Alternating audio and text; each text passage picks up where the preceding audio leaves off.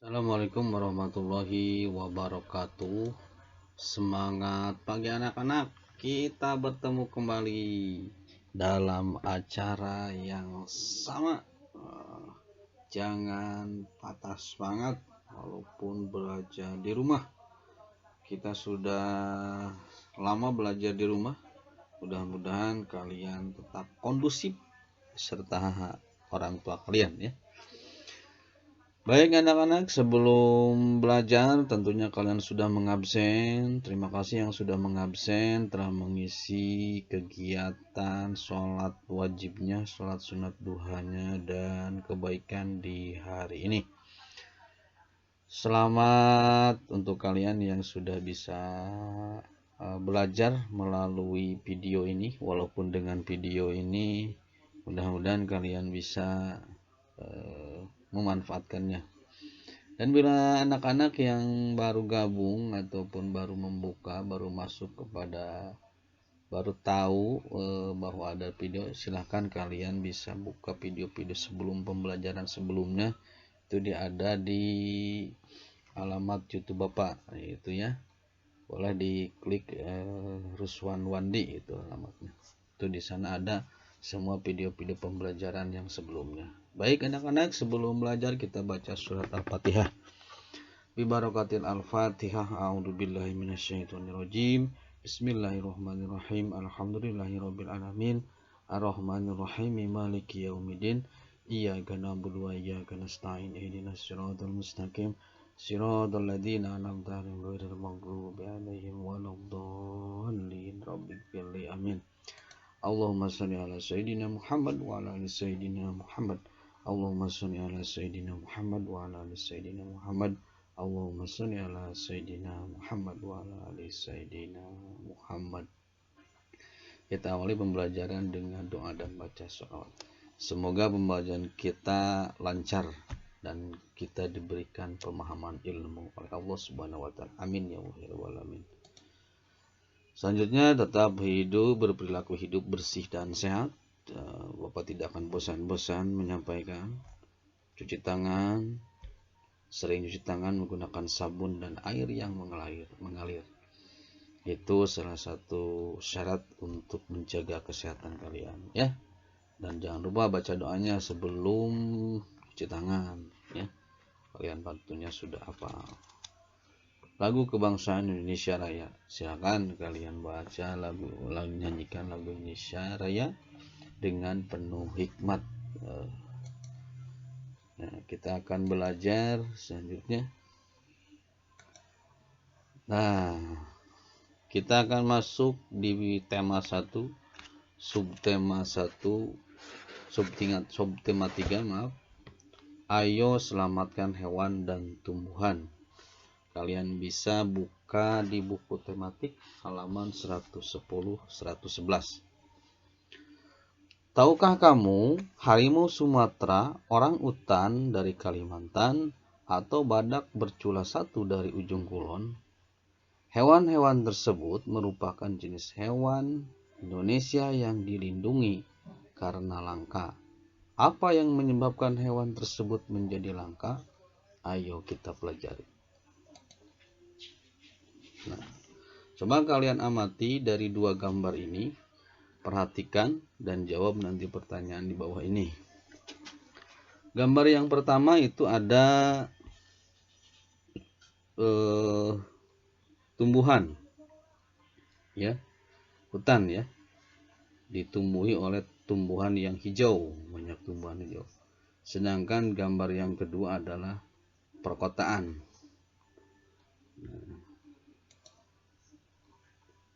Kalian bisa perhatikan di halaman berikutnya buku tematik halaman 112-nya. Nah, apa yang terjadi dengan hutan tersebut apabila dijadikan perkotaan?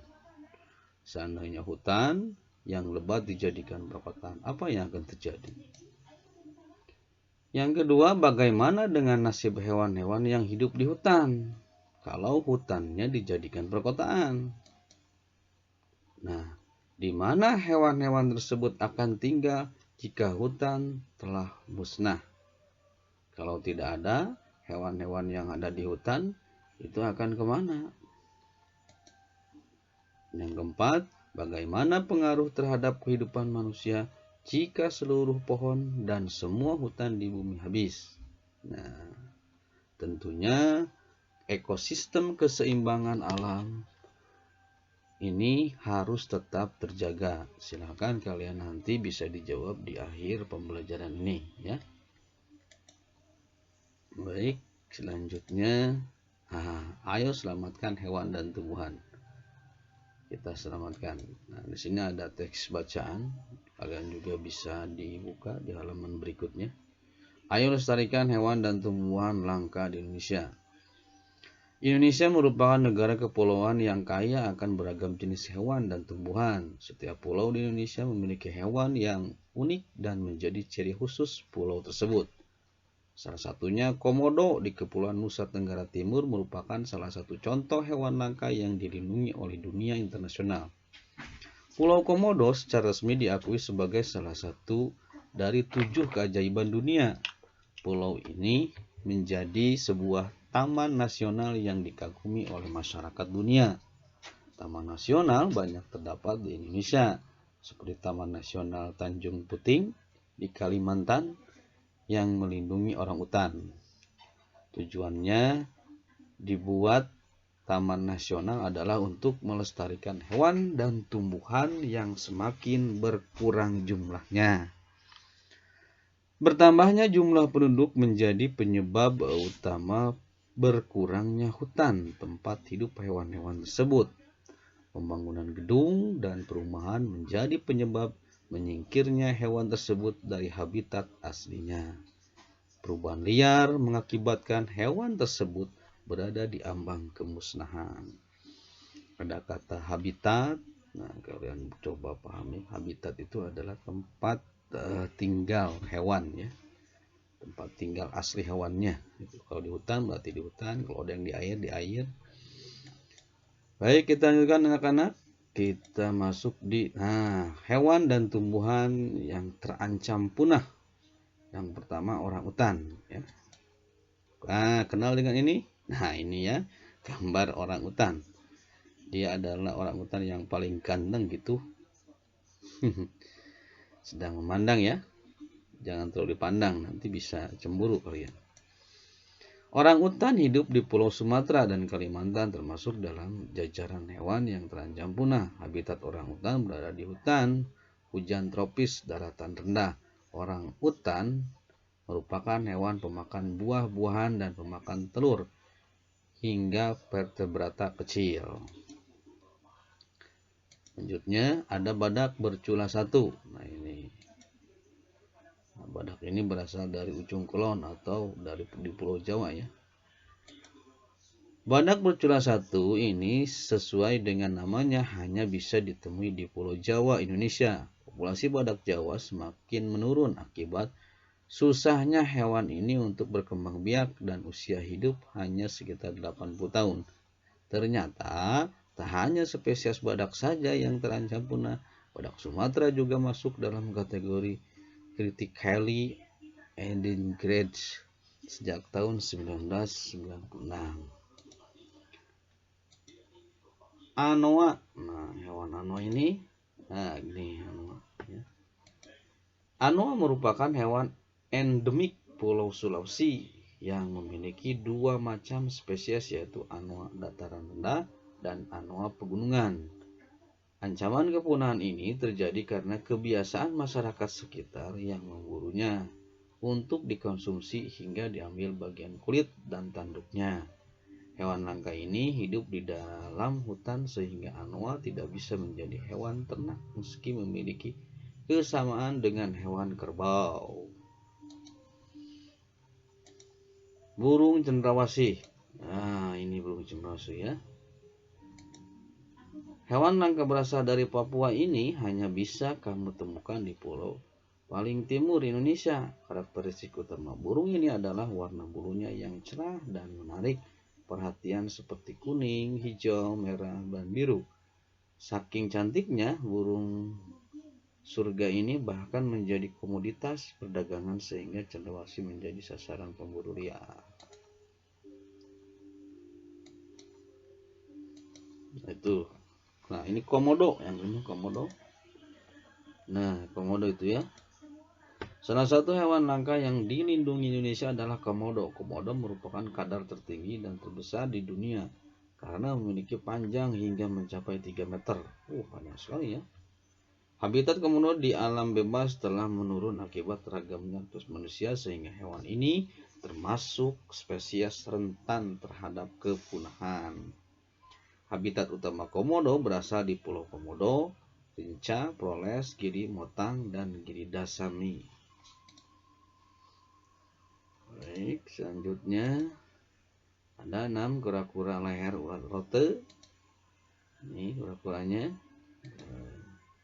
Sesuai dengan penamaannya, hewan ini memiliki keunikan pada bentuk tubuhnya, yaitu pada leher panjang bagian ular. Sejak tahun 2018, kura-kura ini resmi menjadi bagian satwa yang dilindungi. Kura-kura ini hanya bisa kamu temukan di Pulau Rote, Nusa Tenggara Timur, NTT. Tergantung habitat, hewan ini membuat kura-kura leher ular rote diambang kepunahan. 7 harimau Sumatera. Ini adalah raja hutan ya. Kalau berbicara raja hutan, kenapa sih ada suka makan daging? Ini hewan adalah karnivora ya, makan daging. Jadi ini adalah yang melindungi hutan. Kalau hutan banyak yang ditebang, nah ini yang menjaganya. Tapi kalau harimaunya sedikit, banyak yang memburu, jadi hutannya tidak seimbang. Sebetulnya Tuhan menciptakan harimau, menciptakan hewan yang lainnya itu untuk menjaga keseimbangan alam agar tidak punah. Nah, kalian sebagai generasi penerus harus bisa menjaga hutan Indonesia. Harimau Sumatera merupakan jenis harimau terakhir yang masih hidup di Indonesia. Harimau Sumatera terus diburu karena meningkatnya permintaan bagian tubuhnya. Kulit harimau banyak dimanfaatkan untuk berbagai keperluan seperti tas, sepatu, ataupun bahan pakaian. Harimau Sumatera akan punah jika terus diburu dan hilang habitatnya. Kalau terus diburu, harimau ini akan habis. Jadi anak cucu kita, ada cucu kalian mungkin tidak tahu itu yang namanya harimau seperti apa. Baik, kita lanjutkan anak-anak. Nah, ada bunga rafflesia, juga tumbuhan yang dilindungi oleh pemerintah adalah satu rafflesia, dan ini juga langka ya. Nah, ini bunganya. Nah, bunganya besar sekali ini. Sampai bisa kepala masuk ke sini nih. Masa perkembangan Rafflesia arnoldii terhitung lama, bisa memakan waktu sampai 9 bulan. Dan andai bunganya sedang mekar, hanya akan dilangsungkan selama seminggu. Maka tak heran tidak sedikit wisatawan yang lumayan beruntung untuk menyaksikan bunga yang sering kali mekar di bulan-bulan Agustus sampai November ini. Jika sedang mekar, bunga ini bisa mempunyai diameter sampai 1 meter. Wah, besar juga ya. Dan beratnya dapat menjangkau 11 kg. Bunga ini memang akan menerbitkan bau yang tak sedap, tetapi bau berikut yang memancing serangga guna mendekati Rafflesia arnoldii sampai-sampai memungkinkan pembuahan terjadi. Jadi Rafflesia ini adalah salah satu tumbuhan pemakan serangga. Ya. Nah, kantung semar, tumbuhan kantung semar. Nah, seperti ini. Ini berasal kebanyakan di daerah Sumatera ini. Seperti kantong bulat. Ini adalah keluar aroma bau yang dapat memancing serangga masuk ke dalamnya. Sehingga kantong semar ini sebagai tumbuhan insektivora ya, pemakan serangga. Kantong semar ialah tanaman karnivora yang memakan serangga, ulat, dan anak katak. Tanaman ini hidup sebagai Carnivorous plant, sebagai hidup di wilayah yang minim bagian nitrat dan fosfat. Sebagai karnivora, tanaman ini mempunyai perangkap serangga berupa kantung atau periuk. adalah perubahan format dari ujung daun. Untuk memahami mangsanya, tanaman ini memiliki enzim pemecah protein atau zat kimia di dalam kantongnya. Sisa-sisa serangga yang dicerna dibiarkannya semut-semut memakannya sampai antara semut dan kantong semut terjadi simbiosis mutualisme. Namun simbiosis mutualisme? Nah, simbiosis mutualisme itu adalah saling menguntungkan. Simbiosis ada 3, ada simbiosis mutualisme, ada simbiosis komensalisme, ada simbiosis parasitisme. Kalau simbiosis mutualisme pada hewan seperti kerbau dan burung jalak. Ya, burung yang kecil-kecil suka hinggap di atas punggung kerbau. Nah, itu saling menguntungkan. Si burung mendapatkan makanan dari kutu kerbau dan kerbau diuntungkan karena kutunya dimakan oleh burung. Jadi saling menguntungkan. Ada juga simbiosis mutualisme, komensalisme. Yang satu diuntungkan, yang satu tidak dirugikan, yang satu tidak diuntungkan, ya. Yang satu diuntungkan, yang satu lagi tidak diuntungkan, tidak dirugikan. Seperti apa contohnya? Hewan hiu, ya, sama hewan remora. Hewan riu itu yang sama yang kecil-kecil yang mengikuti itu hewan remora, ya. Ikan remora, ya. Jadi hiu ketika memangsa, nah, percikan makanannya itu bahasa itu ngeremeh, itu dimakan oleh ikan-ikan remora. Dan hiu tidak merasa dirugikan. Nah, yang diuntungkan adalah ya, ikan remora. Jadi satu diuntungkan, yang satu tidak diuntungkan dan tidak dirugikan. Itu contoh simbiosis komensalisme. Ada lagi simbiosis parasitisme. Yang satu diuntungkan, yang satu dirugikan. Itu. Ya, simbiosis parasitisme seperti benalu, ya. Tumbuhan benalu yang hinggap suka ada dengan di pohon jambu. Oh, di pohon jambu ada pohon tapi bukan jambu. Nah, itu adalah parasitisme yang menumpang parasitisme itu. Jadi pohon jambu itu diambil sari makanannya oleh pohon oleh pohon itu, ya, parasitisme. Yang satu diuntungkan, yang satu dirugikan. Benalu, ya, benalu itu, pohon benalu. Tumbuhan ini pun masih mengerjakan fotosintesis untuk kebutuhan zat tepung dan gula, yakni ya, daun pada unsur pangkal batang yang bentuk pipih dan berwarna hijau. Fotosintesis itu adalah sistem pembuatan makanan dengan bantuan sinar matahari, ya. Kantong semar memiliki jenis spesies yang banyak. Tumbuhan ini hidup di wilayah hutan hujan tropis, mulai dari dataran rendah, menengah, dan tinggi. Kebanyakan tanaman ini hidup di Australia, unsur utara Asia Tenggara, dan Cina unsur selatan. Ada 82 jenis Nepenthes dan yang terbanyak jenisnya ada di Kalimantan dan Sumatera, sejumlah 64 jenis. Banyak juga, ya. Jadi yang banyak di Sumatera ini. Selanjutnya anak-anak tumbuhan. Nah, Edelweiss, bunga Edelweiss, ya. Ini bunga abadi, bunga yang tidak akan pernah hancur, ya. Ini bunga Edelweiss. Kalau kalian pernah punya, kalau di Gunung Gede itu banyak bunga Edelweiss, ya. Di Gunung Gede paling puncak. Cuma kalau kalian mengambil bunga ini tanpa ada izin, maka akan ditangkap oleh penjaga gunung itu, ya. Penjaga hutan itu, polisi hutan namanya. Akan dikenakan hukuman. Kecuali kalau sudah mendapatkan izin. Itu bunga Edelweiss. Sebutnya dengan bunga abadi. Anaphalis sp. Ialah jenis tanaman dari suku Asteraceae yang hidup di wilayah pegunungan dengan elevasi antara 800 sampai 3.400 meter di atas permukaan laut.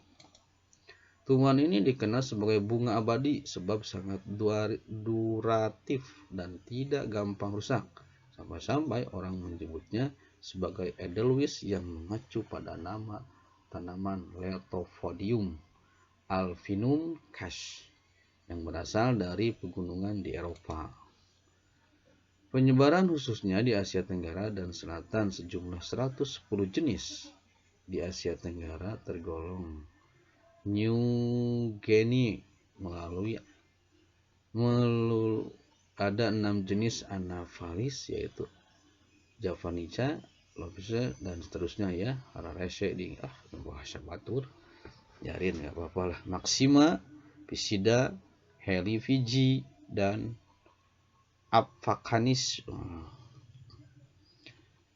Selanjutnya berdasarkan Eugen Redis, Anaphalis spp tergolong dalam kelompok atau tanaman dalam situasi terancam keberadaannya. Kondisi ini didukung oleh adanya gangguan kegiatan manusia sebab tumbuhan ini hidup di dekat jalur pemanjatan di pegunungan. Di samping itu terdaftar bahwa suatu semai Edelweiss membutuhkan waktu lebih 13 tahun untuk menjangkau tinggi 20 cm. Anak-anak, inilah bunga Edelweiss, bunga abadi ya.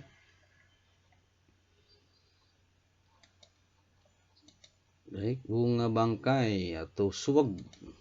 Ini, wah besar sekali ini. Bunga bangkai atau suweg ialah sekelompok tanaman dari genus Amorphohalus yang adalah anggota dari famili dari Araceae talasan.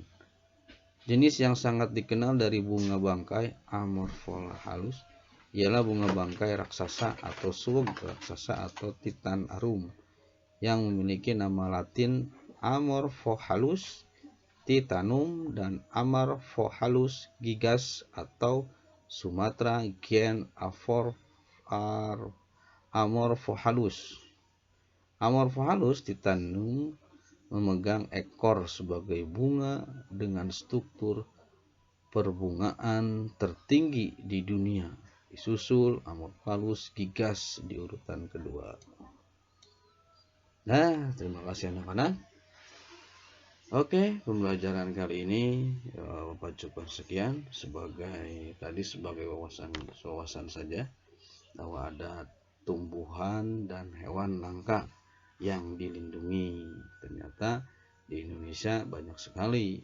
Itu hanya sebagian. Kalian bisa cari hewan-hewan langka yang lainnya, dan sebagai pengetahuan juga kalian bisa nambah-nambah ya, baik di YouTube ataupun di media sosial yang lain atau di majalah, di koran, sebagainya. Hewan-hewan langka di Indonesia itu banyak ya yang dilindungi. Ada jenis burung, ada jenis ikan dan sebagainya.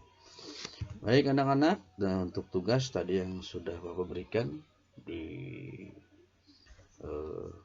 yang awal-awal itu, silakan kalian diisi di buku tematik. Itu ada soalnya halaman 111 sampai dengan 112, hanya 4 saja. Oke, terima kasih anak-anak. Sampai bertemu kembali dalam acara dan episode yang sama bersama saya, Pak Ruswandi. Semangat, semangat, semangat ya. Salam kesehatan. Assalamualaikum warahmatullahi wabarakatuh.